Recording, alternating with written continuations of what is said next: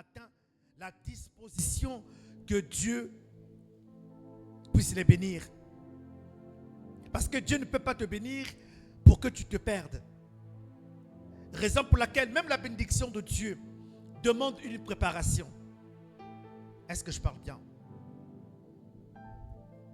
Ne se lève pas qui veut. Et Dieu ne lève pas n'importe qui sans avoir été préparé au préalable.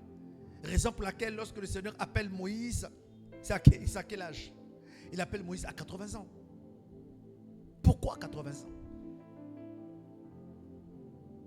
Mais c'est la préparation, la réponse est la préparation. Le Seigneur Jésus lui-même commence son ministère à 30 ans pour ne travailler que 3 ans. Pourquoi? La préparation. Saul de Tarse à l'apôtre Paul, à Paul, il se passe 14 ans. Il se passe 14 ans. La préparation. Et dans la préparation, le Seigneur a un objectif. L'objectif, c'est la maturité. Il veut que tu avances avec lui, en profondeur, dans l'intimité avec lui. Alléluia. Alors, on va parler donc des niveaux. Pour ne pas parler des âges, tu peux remplacer niveau par âge. Le premier niveau de maturité, c'est la naissance. Dis avec moi la naissance. Ah, il faut que tu naisses. Le deuxième niveau, c'est la croissance. Dis avec moi la croissance. Et le troisième niveau, donc le troisième âge, c'est la maturité. Dis avec moi la maturité. Alors, je me suis rendu compte que dans ces 3 niveaux, dans ces 3 âges, le Seigneur Jésus est lui-même passé par là. Est-ce que je parle bien? Est-ce que je parle bien? Le premier âge, c'est la naissance. C'est quand l'étoile de Bethléem s'annonce pour que les mages aillent adorer le roi. Certes que l'enfant Jésus est né dans un endroit assez modeste, mais il a attiré le regard des nations. Lorsqu'on voit des mages quitter l'Orient pour aller à Bethléem, ça montre en réalité le salut de Dieu pour les nations déjà, de manière prophétique. Est-ce que vous savez que les mages d'Orient n'étaient pas chrétiens, ils ne croyaient pas en Dieu. C'était des magiciens. Dieu a activé déjà le salut par les nations en attirant ces mages d'Orient qui ont vu l'étoile et qui ont interprété son message. Ils sont allés adorer l'enfant. Donc il est né. Il a quitté cette divinité pleine pour être humain, pour être Emmanuel, Dieu parmi les hommes, en passant par la naissance humaine. Alléluia. Un enfant vous est né. Vous vous rappelez? Ésaïe 9:5. Un enfant vous est né. Un fils vous est donné. On l'appellera quoi? Ad. Ad comme Adam, admirable, conseiller, Dieu puissant, El Gibor en hébreu. Donc, le premier âge, c'est donc la naissance. Le Seigneur lui-même est passé par là, il est né, vrai ou faux? Le deuxième âge, qui est donc la croissance, on nous rappelle, le Seigneur Jésus a 12 ans, lorsqu'il se perd, pendant que les parents, Marie et Joseph le cherchaient. Et ils l'ont trouvé en train de parler avec les rabbins. Elle dit, mais ça fait des heures qu'on te cherche avec ton père. Et l'enfant à 12 ans réplique en disant, ne savez-vous pas que je dois m'occuper des affaires de mon père? L'enfant à 12 ans était conscient que Dieu l'avait appelé à une destinée. Il était conscient de sa mission de vie. Mais ce n'était pas encore le temps. Alléluia. Et le troisième âge, qui est donc l'âge de maturité, correspond justement à l'année où le Seigneur commence son ministère. Et particulièrement le moment où il se fait baptiser par Jean-Baptiste. La Bible déclare que pendant qu'il priait, le ciel s'ouvrit et le Saint-Esprit est descendu sur la forme corporelle d'une colombe et une voix se fit entendre disant, celui-ci est mon fils en qui j'ai mis toute mon affection. Écoutez-le. Donc voilà donc les 3 âges en réalité qui définissent la vie chrétienne, qui définissent notre marche avec le Seigneur. Alléluia. Est-ce qu'on peut les examiner ensemble? Est-ce qu'on peut avancer? Alors, nous venons donc au premier âge, qui est donc la naissance. Lorsqu'on est de nouveau, c'est lorsqu'on a reçu Christ dans sa vie et lorsqu'on accepte qu'il nous transforme. Ce qui fait de toi un chrétien, ce n'est pas d'abord le baptême, c'est d'abord la foi en Jésus. Et cette foi est engendrée par la qualité de la parole que tu écoutes et qui te communique la foi. Raison pour laquelle il est écrit, la foi vient de ce qu'on entend et ce qu'on entend vient de la parole de Dieu. Donc c'est la foi de la prédication, autant pour moi, c'est le message de la prédication qui engendre la foi. Qui te donne en réalité d'avoir foi en Christ Jésus comme étant ton sauveur et ton Seigneur. Raison pour laquelle il est écrit dans Marc 16, 15 à 16, allez par tout le monde, prêchez la bonne nouvelle à toute la création. Celui qui croira et qui sera baptisé. Et c'est un complément. La première chose, c'est la foi. Et cette foi doit te pousser au baptême. Donc c'est là où commence déjà la naissance. Alléluia. Est-ce qu'on peut lire 1 Pierre 2, 2? Quelqu'un se prépare rapidement. Donc celui qui est enfant né, quand tu es en Christ, c'est là où commence déjà ta marche avec le Seigneur. C'est une naissance. Est-ce qu'on peut avancer? Écoutez bien, écoutez la parole de Dieu. Nous lisons dans 1 Pierre 2, 2. 1 Pierre 2, 2. 1 Pierre 2, 2, nous lisons. Désirez comme des enfants. Désirez comme les enfants. Nouveau-nés. Nouveau-nés. Le lait spirituel. Le lait spirituel. Et pur. Et pur. Afin que par lui. Vous croissiez. Pour le salut. Pour le salut. C'est vrai qu'on est sauvé. Mais dans le chemin, sur le chemin du salut, nous sommes appelés à grandir. J'aimerais dire à quelqu'un, Dieu est la stérilité. Dieu est ce qui ne produit pas. Dieu est l'infertilité. Ce qui ne produit pas n'intéresse pas Dieu. Il n'y a pas un entrepreneur qui veut investir pour perdre. Celui qui veut investir, investit pour gagner. Vrai ou faux? Et Dieu a cette mentalité de pouvoir que ce qu'il sème produise. Tout arbre qui ne produit pas de fruits, tout arbre qui n'est pas mature, tout arbre qui ne reflète pas la culture du royaume doit être coupé et jeté au feu. Est-ce que je parle bien? Donc c'est lorsque nous faisons la rencontre avec le Seigneur que notre vie commence à vivre la nouvelle naissance. En réalité, la nouvelle naissance n'est pas spontanée. C'est un voyage, c'est un parcours. On est sauvé, d'accord. Mais naître de nouveau, c'est une transformation continue. Ça commence quelque part et on avance avec le Seigneur. Alléluia. Est-ce que je parle bien? J'aime bien ce verset de 2 Corinthiens, chapitre 5, verset 17 qui déclare, je cite, « Si quelqu'un est en Christ, il est une nouvelle créature. Les choses anciennes sont passées et voici, toutes choses sont devenues nouvelles. » C'est-à-dire que même si tu as 80 ans et que tu acceptes le Seigneur, c'est que tu viens de naître.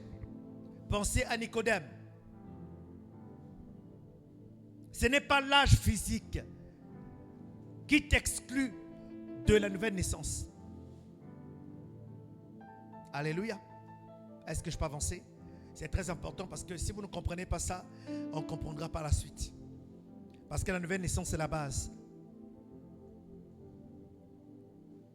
Beaucoup de personnes sont venues à Christ pour de mauvaises motivations. Beaucoup sont venus à Christ pour être guéris.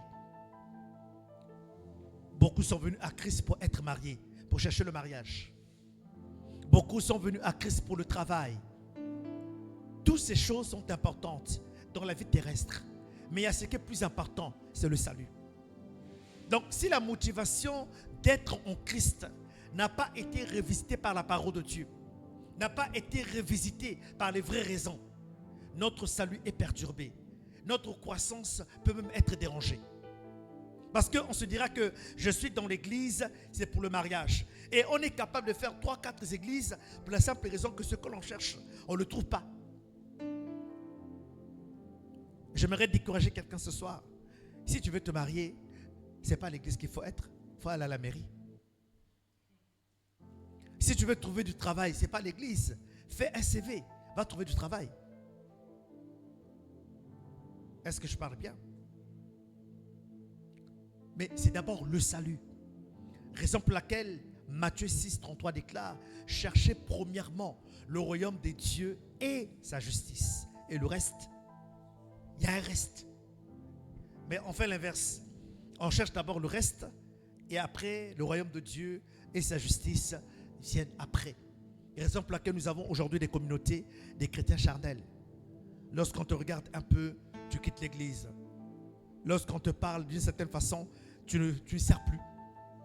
Parce que le fondement de ta foi en réalité est charnel. Alléluia.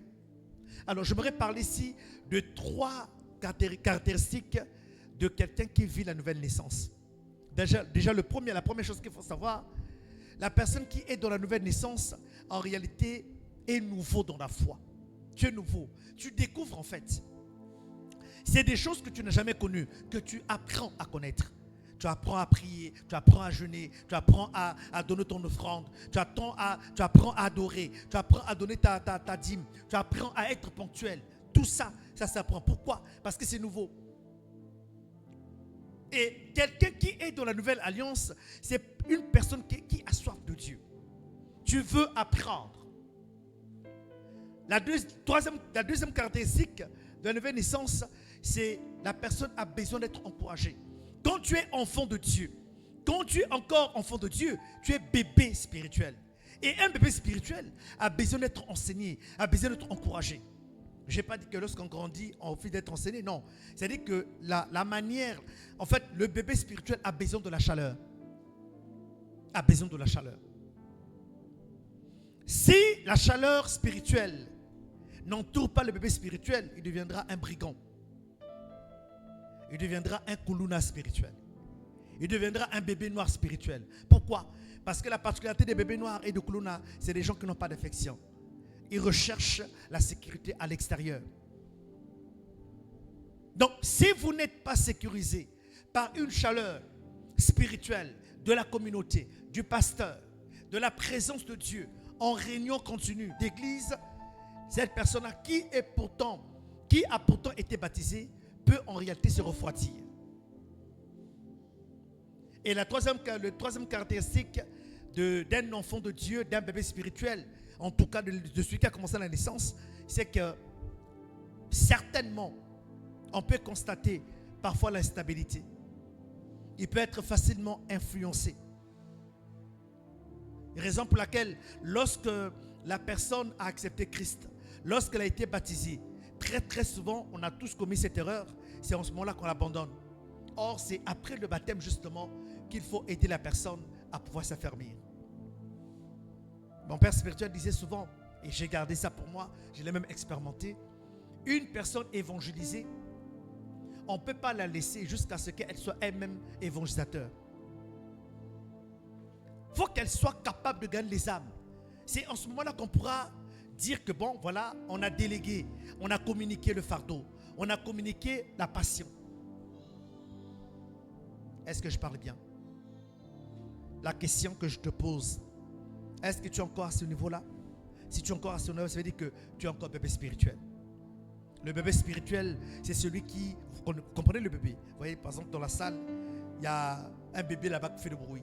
Il ne comprend pas que ce que nous sommes en train de faire est important. Il ne peut pas le comprendre. Pourquoi? Parce que ce n'est pas son âge. Le bébé, son travail, c'est de pleurer.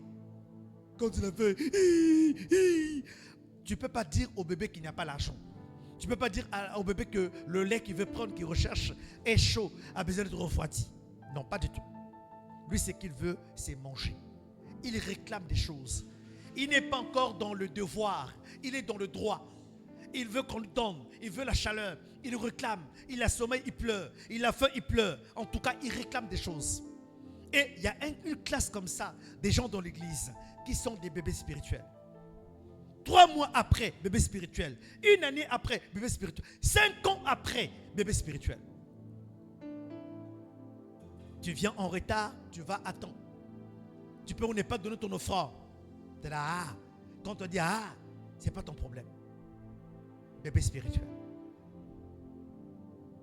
Et on ne donne pas de responsabilité au bébé spirituel.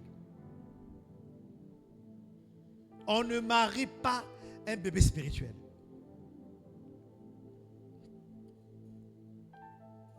Si un bébé spirituel peut se marier avec un non-croyant. Si déjà, surtout sur une femme, elle est déjà amoureuse, Mawa. Bébé spirituel. Alléluia. Le deuxième âge, qui est donc le deuxième niveau de croissance, c'est la croissance elle-même. On a la naissance et on a la croissance. La croissance. Dans la naissance, on est enfant de Dieu. On est tous enfants de Dieu par nature. Mais ici, je ne parle pas de la nature, je parle de la dimension. Je parle du niveau. Il y a un niveau où on est enfant, bébé spirituel. Mais on ne peut pas continuer à rester bébé spirituel parce qu'il faut être disciple par la suite. Mais le disciple-là commence par la responsabilité qui se définit par la croissance.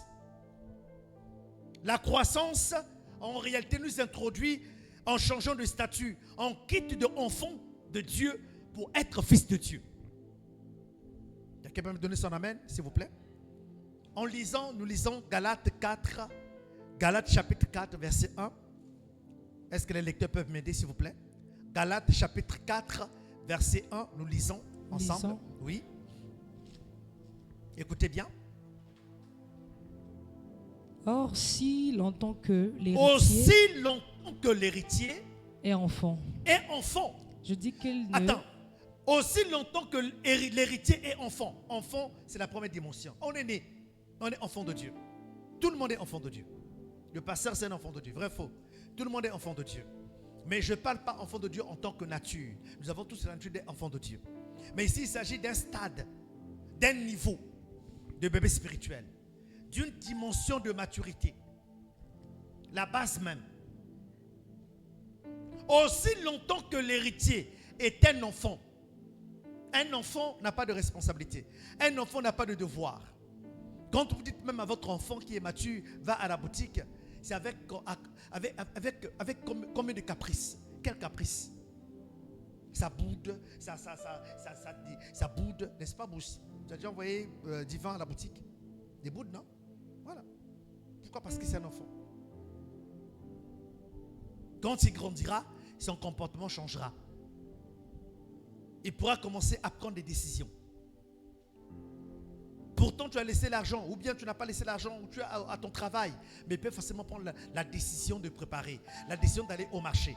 On comprend que l'enfant commence à grandir.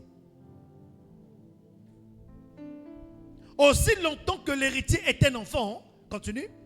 Je dis qu'il ne diffère qu'il ne diffère de rien d'un esclave. Donc, parfois, on a l'impression que l'enfant de Dieu qui est dans l'église ressemble au péché que dans le monde. Pourquoi? Parce que c'est l'enfantillage. C'est l'amusement. On dit le culte commence à 18h. La personne vient à 19h moins. C'est ainsi. Le culte commence à 8h. La personne vient à 11h30. Ce n'est pas son problème. C'est-à-dire qu'il ne s'inquiète pas pour lui. Il ne s'inquiète pas pour l'église. En fait, et bongaté s'avance.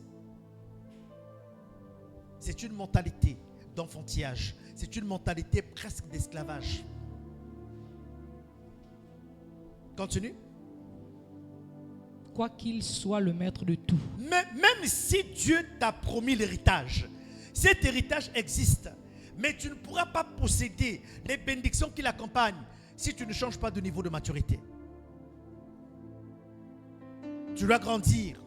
Il y a certaines bénédictions et la plupart des bénédictions nécessitent que tu grandisses. Mais il y a des gens qui sont dans l'église aujourd'hui, qui sont là fidèles, pas parce qu'ils aiment Dieu, hein, parce qu'ils ne sont pas en activité, ils sont au chômage. Quand un bon travail arrivera avec un bon salaire, on ne le verra plus. Sinon, on ne les verra plus fréquemment. Ça va commencer par là. Il va commencer par la rareté. Oh, mais la sœur Prestige, on ne te voit plus. C'est le travail. La sœur Pousse, on ne t'a pas vu. La directrice du département a dit. Toujours. Oh, la sœur Nana, mais qu'est-ce qui se passe? Tu n'es plus. En fait, vraiment, mon patron a déclaré. On est prêt à mettre la parole du patron, la parole de son chef, à côté même, rivalisons la parole de Dieu. Vous n'avez pas remarqué? Vous savez pourquoi? Parce qu'on a le salaire là-bas. Il ne faut pas gâter le salaire. En Jésus, on a la foi, mais ça ne coûte pas comme le salaire. Mon patron a dit, ma patronne a dit. Je n'ai pas dit de désobéir à ses supérieurs. Je ne parle pas de ça. Je parle de, à un certain moment, quand tu as la mentalité de fils, tu as la responsabilité. Pourquoi? Parce que tu grandis.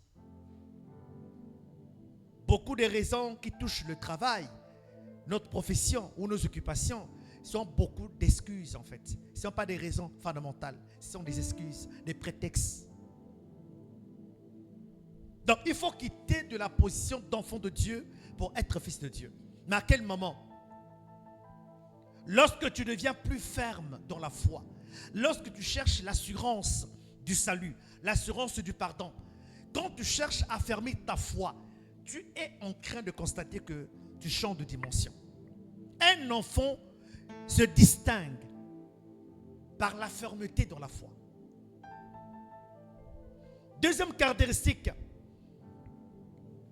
un fils de Dieu commence à résister au péché. Si pour toi la cigarette est un problème, tu vas commencer à éviter des amis qui t'encouragent à cela. Si boire est un souci, tu vas commencer à éviter l'environnement qui te pousse à cela. Pourquoi? Parce que tu vas commencer à prendre soin de ton salut et tu vas commencer à prendre des décisions à résister au péché. Lorsque la parole de Dieu te demandera de prier pour tes ennemis, tu ne diras pas qu'il m'a trop fait mal. Tu vas chercher, Seigneur, donne-moi la force pour que je prie pour mon ennemi. Pourquoi? Parce que tu vas vouloir résister au péché. Alléluia. Est-ce que je parle bien?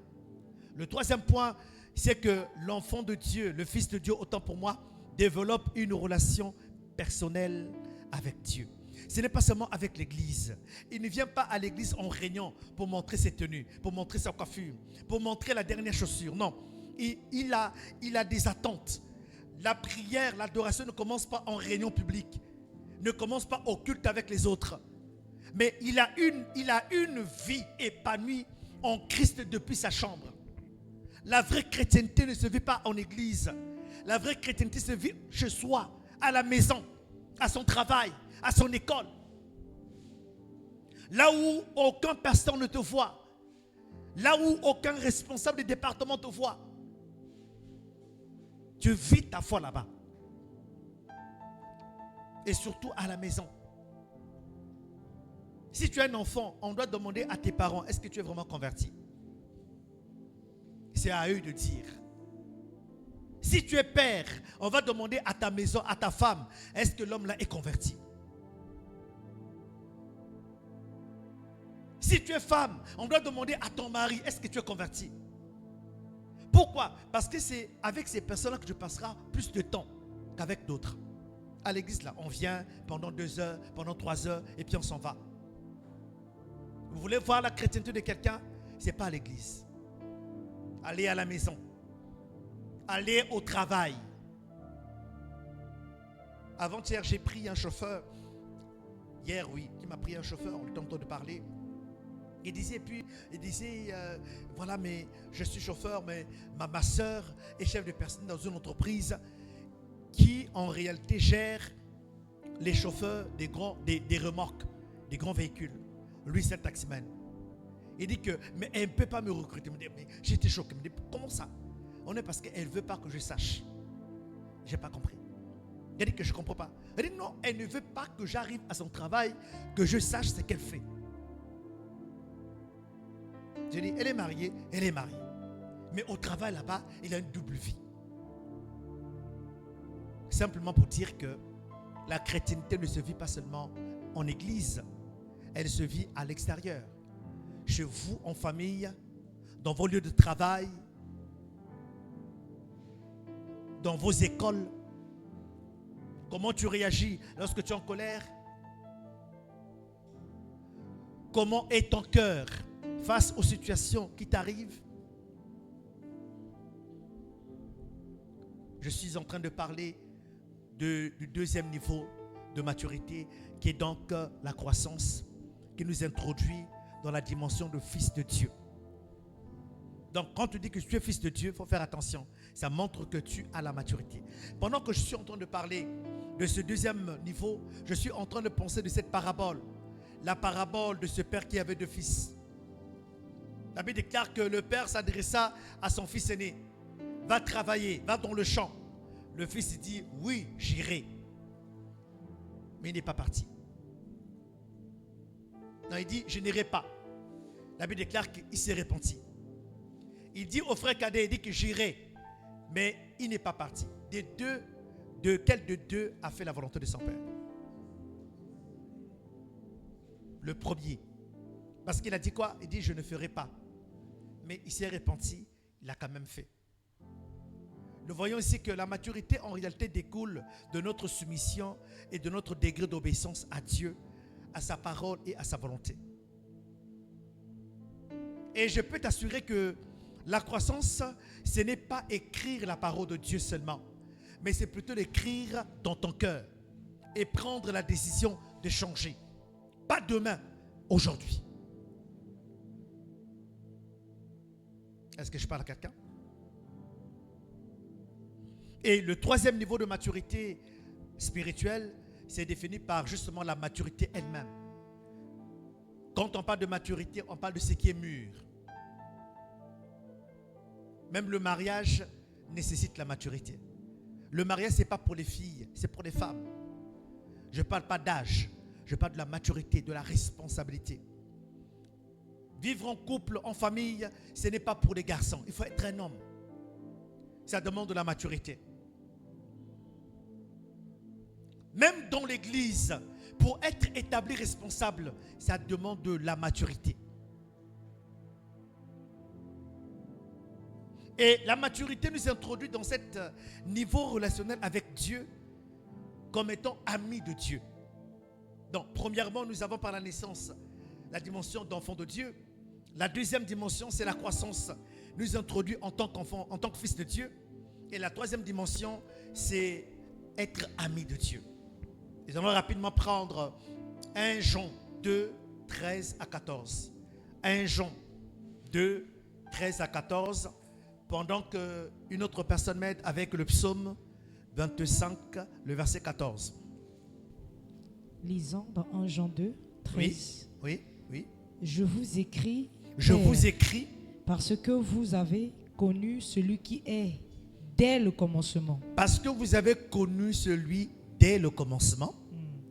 Je vous écris, jeunes gens, parce que vous avez vaincu le malin. Je vous ai écrit, petit enfant, parce que vous avez connu le Père. Est-ce que quelqu'un comprend ce qu'il dit? Donc, n'oubliez pas que même en tant qu'ami de Dieu, tu es par nature d'abord fils. Mais c'est une dimension encore plus profonde parce qu'en réalité, tu te distingues des autres enfants. Vous n'avez pas remarqué que dans votre famille, au nombre d'enfants que vous êtes, il y a toujours parmi les enfants un qui est plus proche des parents. Bon, je vais dire ça autrement. Si vous êtes 2, 3, 4, 5, peu importe le nombre d'enfants, il y a toujours un enfant préféré de vos parents. Ils ne vous diront pas, mais ça se saura. Yako, si tu n'es pas cette personne-là. Tout le monde est enfant, tout le monde est fils, tout le monde est fille. Mais il y a des fils et des filles amis de Dieu. Il y a des personnes à qui Dieu révèle son secret.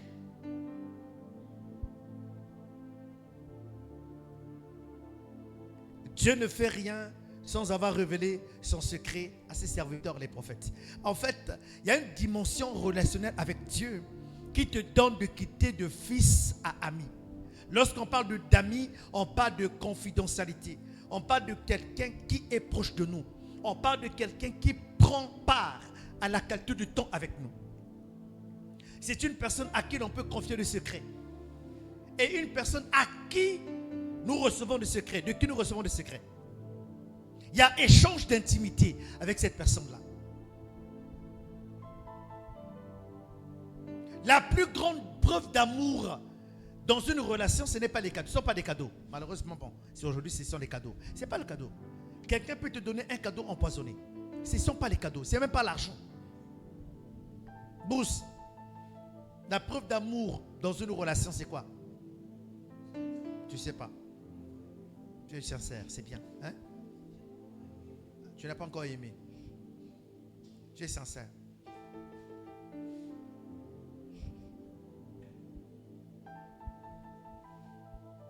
En tout cas, ce n'est pas le cadeau. Ce ne sont pas les cadeaux. Ce ne sont pas les cadeaux. Et ce n'est même pas l'argent. Mais qu'est-ce que c'est? C'est la qualité du temps qu'on passe avec la personne. Une personne qui te consacre du temps, c'est plus qu'un je t'aime. C'est plus que de l'argent. Parce que le temps ne s'achète pas. C'est plus que le cadeau.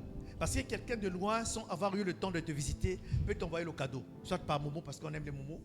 Soit les cadeaux par Océan du Nord ou par vol. Mais vous savez qu'il y a une expression qui existe.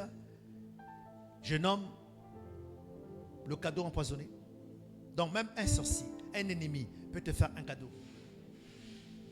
Je ne sais pas si c'est l'année passée ou il y a deux ans, une année je crois et demi. J'ai lu dans un reportage qu'il y a eu un mariage à Kinshasa. Un mariage. Et le couple a reçu le cadeau. Et ce jour-là, donc le pasteur, c'est ce que nous faisons ici même. Lorsque les mariés reçoivent les cadeaux, ils attendent au moins 112 heures avant de les ouvrir. Le temps de prier pour ces cadeaux. Le temps de poser des actions qui conviennent. Et le pasteur ce matin-là est parti à la maison du couple pour prier pour ces cadeaux afin qu'ils commencent à les ouvrir. Vous savez, parmi les cadeaux, il y a un cadeau qui portait un emballage qui portait un serpent, un mamba noir. Un serpent vivant.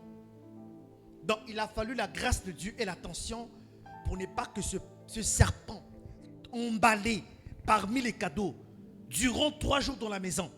Vous comprenez ça? Qui n'a pas mangé. Donc imaginez-vous comment une personne qui a tous les sens peut aller acheter un serpent, l'emballer, te doucher, te maquiller certainement et mettre une tenue, aller au mariage des gens. C'est sûr que la personne a mangé. Elle a mangé la nourriture. Elle a bu. Elle a même dansé. Peut-être qu'elle a même pris la photo. Au finish, pour apporter un cadeau empoisonné. J'ai été choqué. Ce n'est pas mon histoire. Je l'ai lu. Mais je suis convaincu que les mariés, les concernés, étaient plus choqués que moi. Je dirais même apeurés. Et j'ai compris par cette expérience-là que la plupart même des mariages qui sont venus après ont décidé de ne plus recevoir des cadeaux emballés. Quand le cadeau arrive, qu'il ne soit pas emballé. Tu n'as qu'à mettre ton argent dans l'enveloppe. Même l'argent, il faut sortir. Ce n'est plus certain. J'ai remarqué que même dans les enveloppes, dans les cérémonies, anniversaires, mariages, les gens parfois remettent la même carte d'invitation que tu avais introduite dedans. Tu n'as pas remarqué? C'est pour cette raison que je dis souvent aux futurs mariés, ne comptez jamais sur les cadeaux des invités. Ne comptez pas sur leurs enveloppes. Donc si tu as fait tes calculs, ton budget, non compte je vais recevoir 500 000, c'est pas sûr. Même 150 000 n'arrivera pas. Est-ce que je parle à quelqu'un? Continue ça. 14. Oui. Je vous ai écrit, Père, oui, parce que vous avez connu celui qui est dès le commencement. Oui, dès le commencement. Je vous ai écrit, jeunes gens, oui, parce que vous êtes forts et que la parole de Dieu demeure en vous. Alléluia. C'est un signe de maturité importante. La parole de Dieu est en vous. Continue. Et que vous avez vaincu le malin. Amen. Donc, la parole de Dieu est en vous et c'est des gens c'est un type de personne qui résiste au diable, qui se lève et dit non à la tentation, dit non au péché, dit non à la discorde. Et nous pouvons lire le psaume 25, verset 14, s'il vous plaît. Le psaume 25, verset 14. Le psaume 25, verset 14. Quelqu'un peut lire pour moi?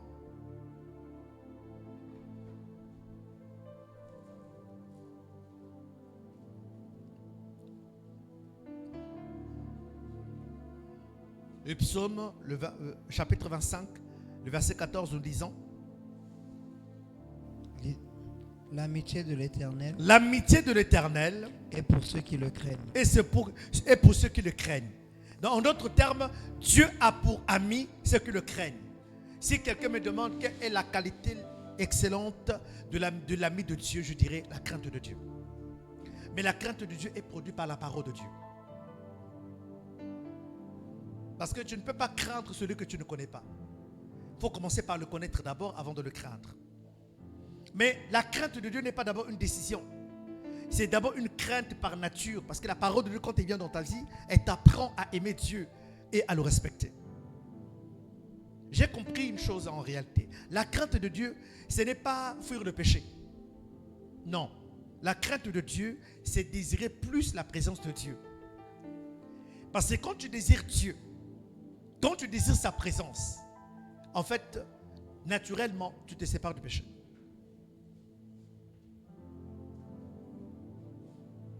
Amen, amen.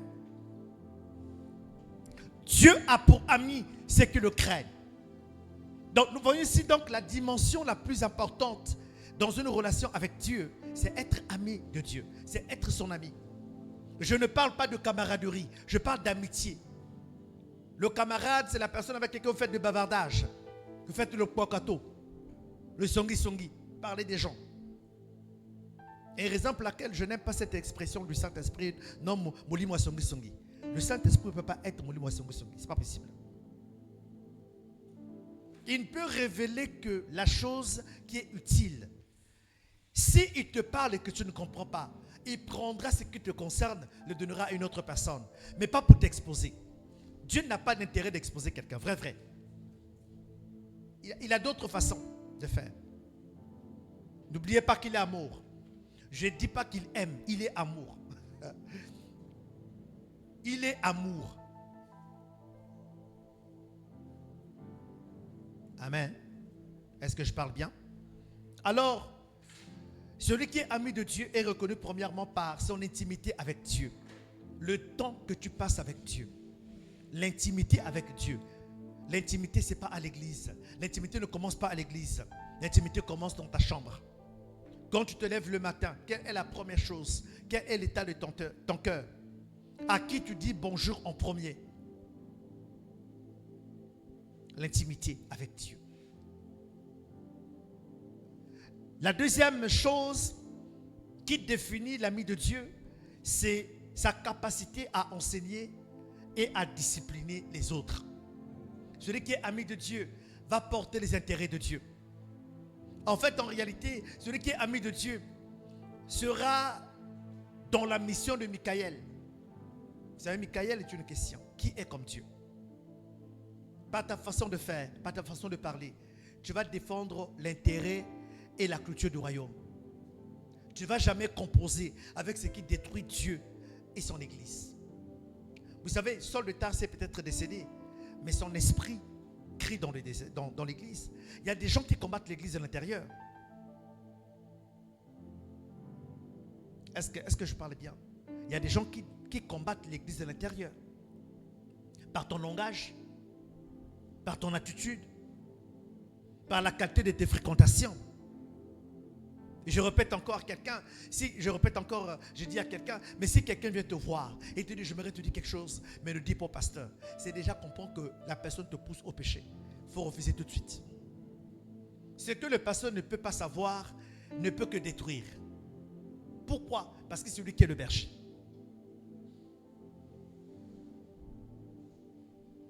Alléluia. Et alléluia. Allez, amen, sont sortis. Hein? La troisième chose qui définit l'ami de Dieu, c'est qu'il porte du fruit constant. Il ne porte pas de fruit de temps en temps. Il y a des gens qui portent le fruit pendant une semaine. Pendant un mois, ça disparaît. Pendant 3 mois, ça disparaît. Pendant 6 mois, ça disparaît.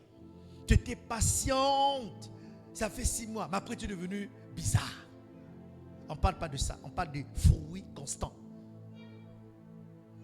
Tu avances avec Dieu. Toi-même, tu réalises que oui, tu es en train de progresser.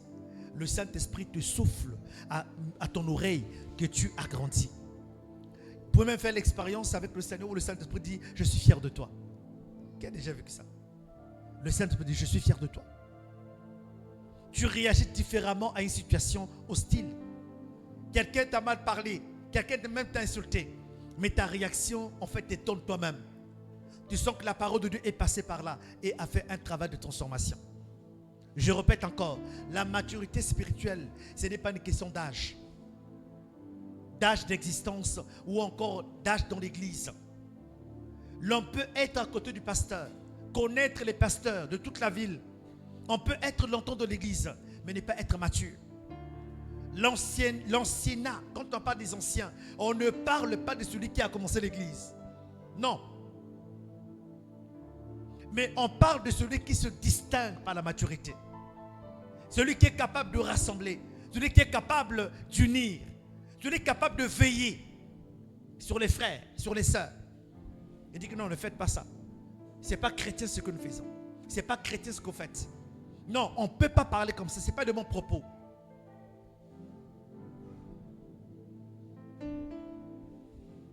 Alors, la question que j'aimerais te poser, de ces 3 niveaux, où te trouves-tu? À quel niveau tu te trouves? Nous sommes dans la saison de croissance, dans la saison de maturité. Quelle est ta dimension? Quel est ton niveau de maturité avec Dieu? Tu es toujours enfant de Dieu? Ça veut dire qu'il faut que tu changes. Tu dois passer au 2e niveau, d'être fils de Dieu. Tu es encore fils de Dieu, c'est bien. Progresse, avance. Mais va encore en profondeur avec Dieu. Sois son ami. Dieu a besoin d'amis. Dieu a besoin à qui il va confier quelque chose. Vous savez, lorsque vous êtes ami de Dieu, Dieu peut même vous révéler la vie de quelqu'un. Mais vous n'irez jamais parler de cette vie-là à quelqu'un d'autre. Lorsque le Seigneur vous donne des révélations, il y a certaines révélations qui sont en réalité des notes d'information transformées en sujet de prière. Il te parle de quelqu'un. Pas pour que tu dises, ah quoi, tu es informé, ah vraiment, Dieu m'a montré tel frère, telle soeur, mais sa vie est sale. Quand tu as fait ça, tu as attristé le Saint-Esprit qui t'a parlé de cela. Beaucoup se demandent, mais pourquoi mes rêves? Pourquoi mes songes, je ne les fais plus? Pourquoi la sensibilité prophétique, je l'ai perdue? Parce que tu as été indiscret. Le Saint-Esprit n'aime pas l'indiscrétion. Et quand tu es indiscret, c'est déjà un signe que tu n'es pas ami de Dieu. Parce que l'amitié de Dieu va activer sa confiance en toi. Dieu va te faire confiance. Et c'est le genre de personnes que, c'est-à-dire qu'on ne peut pas toucher. Ils ne sont pas forcément pasteurs. Ils peuvent être là dans l'assemblée, assis. Mais en train de porter la vision dans la prière. En train de porter la vision dans le cœur. En train de porter la vision par les actions. Tu es étonné parfois que dans les réunions, il y a de nouvelles personnes. Mais pourtant, il n'y a pas un programme traditionnel d'évangélisation. 1, 2 personnes sont en train de faire le travail, silencieusement. Les autres attendent que le pasteur décide. Mais eux, ils ont décidé de faire le travail, comme si le pasteur leur avait demandé. Ils sont des amis de Dieu. C'est le genre de personnes que l'ennemi est capable de renverser tout un bus au Océan du Nord ou tout un vol, crash d'avion pour les atteindre. Et Dieu aussi est capable de sauver tout un vol d'avion à cause d'une personne. Est-ce que je parle bien? Alors, ce soir, j'aimerais simplement t'exhorter à pouvoir grandir dans ta relation avec le Seigneur. Le Seigneur veut que tu portes du fruit. Mais ce n'est pas de la magie. C'est un voyage. C'est un progrès. C'est un processus. C'est une évolution. On est au point A. On passe à B, à C, pour arriver jusqu'à D ou encore à Z. Mais tu dois d'abord comprendre où tu te trouves en ce moment. La question que je pose, s'il te plaît, tu es à quel niveau de cette relation avec Dieu?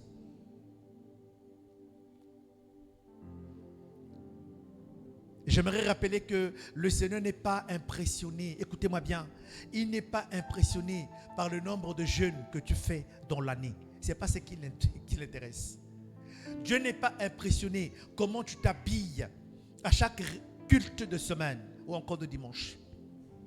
Dieu n'est même pas étonné combien tu apportes dans les offrandes et dans les dîmes. Quoique c'est important. Il n'est même pas impressionné par le titre que tu te donnes. Il y a des gens, quand tu les entends, les noms déjà dans le ministère, toi-même tu as peur. Quelqu'un qui s'appelle Archi-prophète Malachi Abakouk. Donc c'est-à-dire que lui là, il a même deux enfants, deux onctions en même temps. C'est-à-dire qu'il a Malachi et Abakouk en même temps.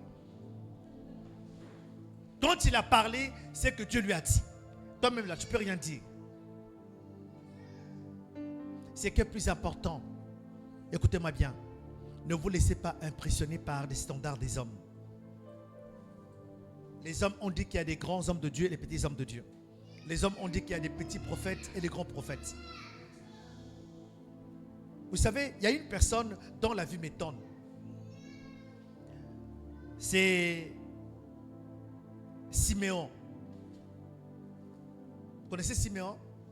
Je dis pas une personne mais deux personnes, mais Siméon et Anne. Bon, on parle moins de Siméon dans la biographie, mais Anne, on dit qu'elle a été quoi? Mariée. Elle est devenue veuve. Et toute sa vie, elle n'a plus voulu se marier. Elle a attendu la prophétie du Messie dans le jeûne et la prière. J'ai dit, cette femme-là qui est la prophétesse là, son ministère était comment? Petit ou grand? Je répète encore, ne vous laissez pas tromper par les standards des hommes.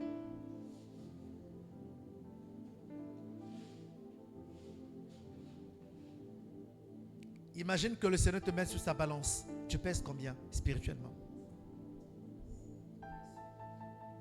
Tu pèses combien spirituellement?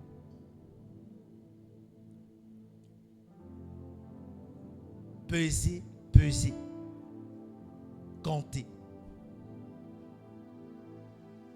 Il y a des gens parfois, n'est-ce pas? On peut être emporté par l'orgueil que je suis dans la foi. Ça fait déjà 20 ans. Il n'y a pas quelque chose qu'on peut m'apprendre. Mais en fait, ce n'est pas question d'années dans l'église. C'est question de la qualité de ta vie. Est-ce que tu peux te mettre en position de prière?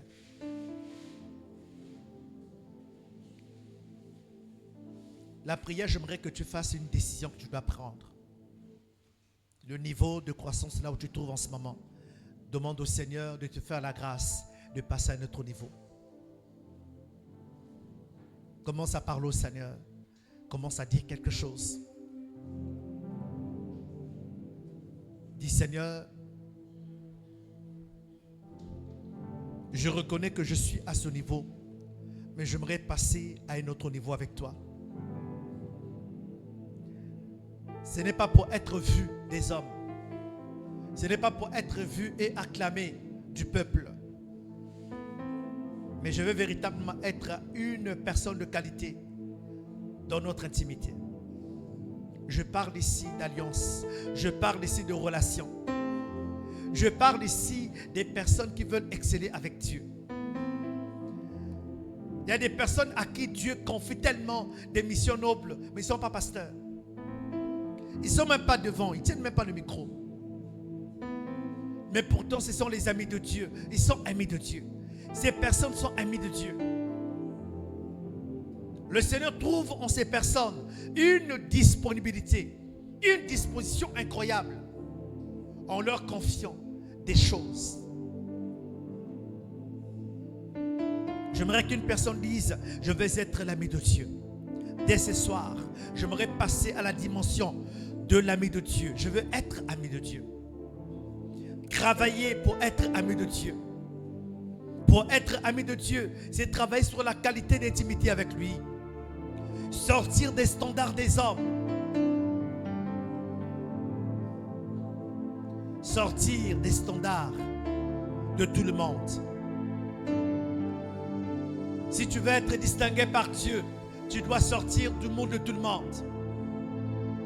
Ne fais pas comme tout le monde. Ne prie pas comme tout le monde. Ne jeûne pas comme tout le monde. N'adore pas comme tout le monde. Ne loue pas comme tout le monde. Ne sers pas comme tout le monde. Fais-le différemment. Pas pour toi, pas pour le pasteur, pas pour l'église, mais pour Dieu. Ton Père qui est dans le secret, qui voit dans le secret, te le rendra.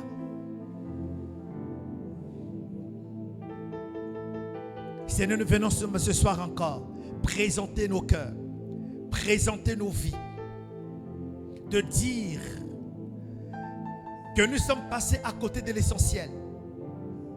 Nous nous sommes conformés, Seigneur, au Dieu, au standard des hommes, au standard humain, en oubliant que l'intimité avec toi a plus de valeur. Apprends-nous à t'aimer, apprends-nous à te servir et apprends-nous à te craindre.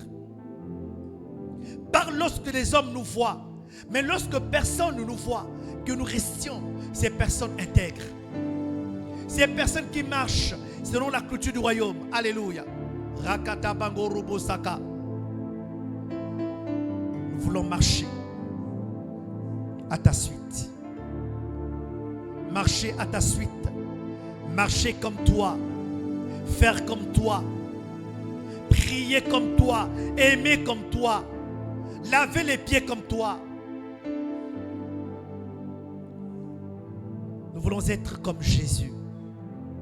Nous voulons servir comme Jésus. Nous voulons laver les pieds comme Jésus. Nous voulons aimer comme Jésus. Nous voulons jeûner comme Jésus. Ce soir, nous demandons cet esprit qui nous apprenne à marcher à ta suite. C'est le cri de mon cœur et ma prière ce soir. Alléluia.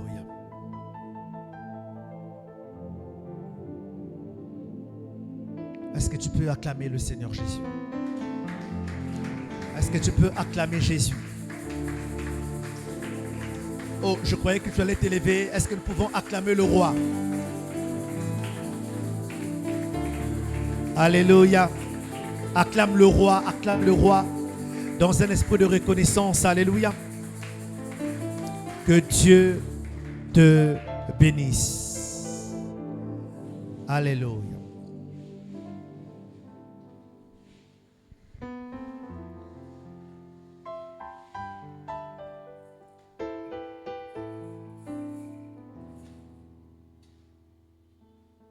Est-ce qu'on peut murmurer ce chant? Je vais prier comme Jésus. Je vais marcher comme Jésus. Alléluia. Est-ce qu'on peut être dans un temps de recueillement avec ce chant? C'est une invitation à être comme Jésus. Alléluia. C'est un recueillement, c'est une invitation à faire des choses comme lui.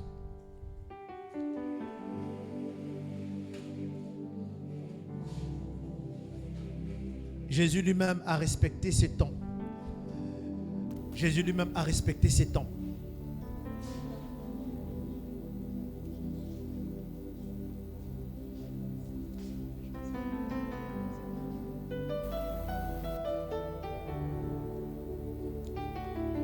J'aimerais que ce chant soit une prière. J'aimerais qu'on te prête ce chant comme étant une prière. Même si je ne crois pas que chanter c'est prier 2 fois. Mais ce chant te donne, tu sais que c'est pas prier, chanter n'est pas prier 2 fois. Tu es d'accord? Mais que ce chant t'inspire à la prière. Raison pour laquelle je m'aurais demandé au pasteur de l'art de ne pas seulement chanter, mais de prier en chantant. Ça se dit? Shingorobo Sangaraba. Riba baba bangorobo sakata baba baba. Shingorobo sangaraba riba baba baba baba. Songorobo shingaraba ringaraba sakata bangaraba. Merci Jésus. Je veux prier comme Jésus. Je veux prier comme Jésus toute ma vie. Je veux prier comme Jésus. Je veux prier comme Jésus toute ma vie.